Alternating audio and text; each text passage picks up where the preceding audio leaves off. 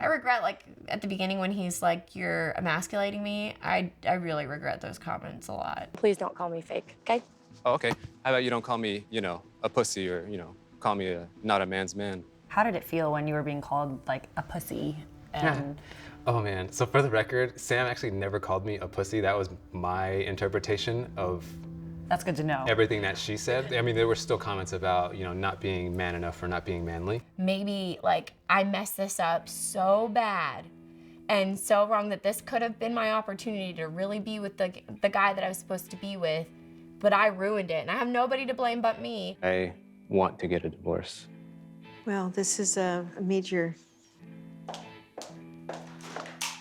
I can still hear her heels walking, on the wood floors and running out and her sobbing, and I don't know, that moment I think is something that'll stick with me just because it was so big and emotional. When I came back in the house, Dr. Joseph and Dr. Pepper were there, and they were, consoling me, and this is what you don't get to see. They're like, "What can we do? Like, what do you want to do now?" And I was like, "I just want to go home." And they were like, "Well, where?" And I was like, "Back to my place." And they're like, "Who do you want to take you?" And I was like, "Neil." He made the best decision for himself, and I can't blame him for that. I can only accept it. And if I haven't, like, if I had been so selfish the entire time that this is the one moment that I'm like, I can't be selfish. Like, don't be selfish about this. Like, this is how he feels.